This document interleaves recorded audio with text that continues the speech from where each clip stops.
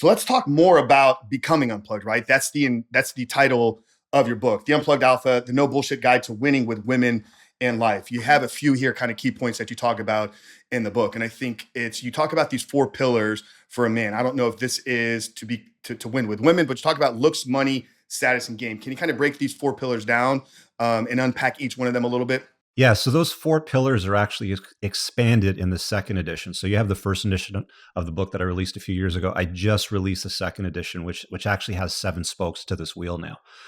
They are red pill awareness, looks, money, status, game, frame, and captivation.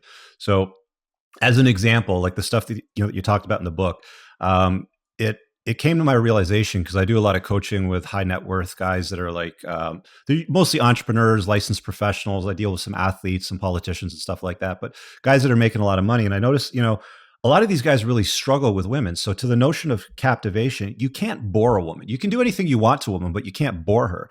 And I've seen guys that have extraordinary success in their life. They're weapons in their business world. They run the most, successful business. They make lots of money. But when it comes to entertaining women or trying to get a woman into their frame, if they're boring, if they're not captivating, they're not going to keep her around. Like I had this guy once, and he was like, it's just not working out. I'm getting 1 or 2 dates, and they're not showing up. And this guy's like 6 foot tall. He's good looking. He's got a very successful business.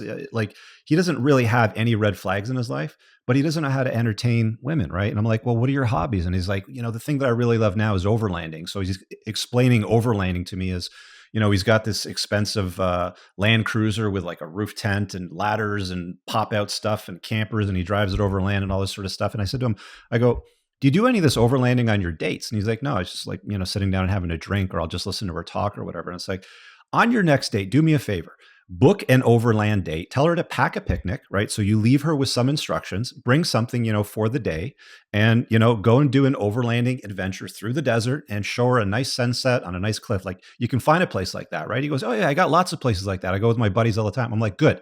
Invite her into that adventure and you let me know how that happens, right? And that blew up for him. He had a great time. The date went over several hours, So there's a lot of components to doing well in life as a man, beyond just like looks, money, and status sort of stuff. Like I said, you got to be unplugged. You got to have good game, with women. You have to have strong frame over the long-term basis, and you certainly can't be boring, which is why I say you have to be captivating. Yeah, wow, I love that so much, man. And I would think a lot of the guys that come to me, they got the money in check. They're succeeding in business. They're running companies. They've excelled up the corporate ladder. So their money is on point. They're doing good looks status wise. It's like, the money can obviously lead to get you the status. I would say the men that I'm struggling, or the men that I work with, like the lack of the captivation in their life is because they found these other outlets, pornography, video games, sports, and that becomes their default mode of entertainment or sedation for themselves. So once we can kind of kick that, and our process of doing that would be, what are things that interest you? Let's re-engage in some hobby. Let's re-engage in some creative endeavors. I never thought about helping these guys create a captivating life, but I love the phraseology there with what you're doing. That's a really big mistake because guys have been told, be a nice guy, be a shoulder to cry on, be all interested in her stuff. And the truth of the matter is, and I hate to say this, but women don't generally lead that interesting of a life compared to what a guy does, right?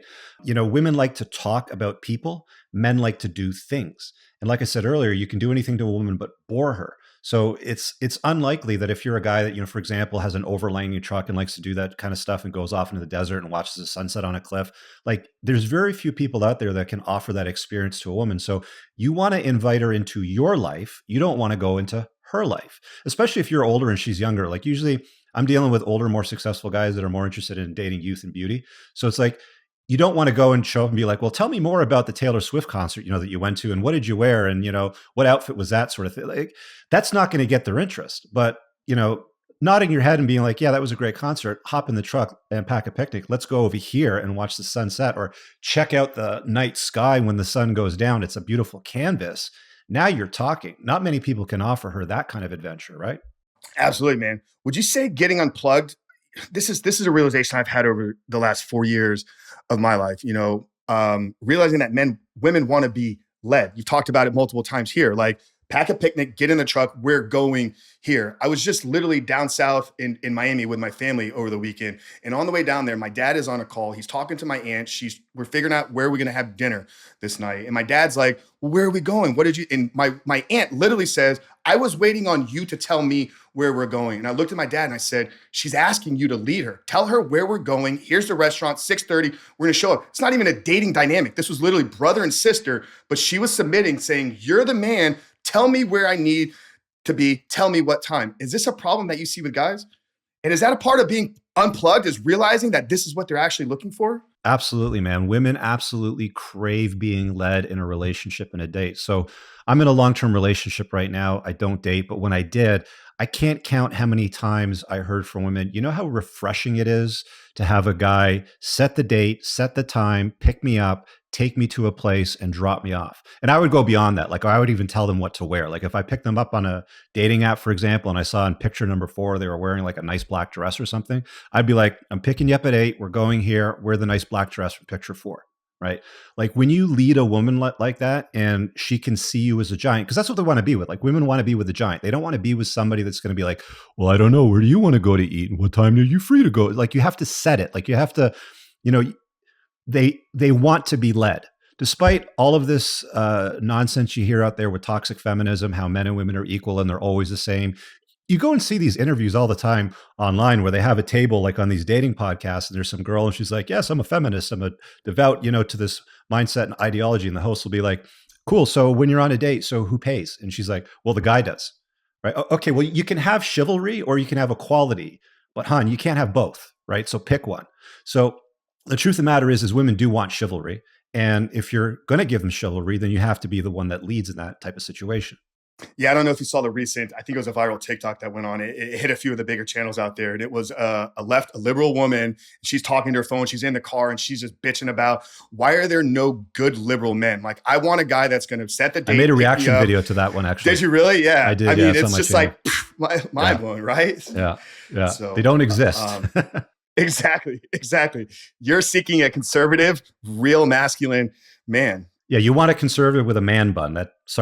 That does not exist. I really hope you guys enjoyed that clip. If you want to watch the full-length podcast, you can find that over here, that clip's from. If you're newer to the channel, make sure you hit subscribe over here and pin down below in the top comment. You'll find a bunch of useful links to my website, my supplement line, books, and a bunch of other stuff. Have an amazing day. Peace out.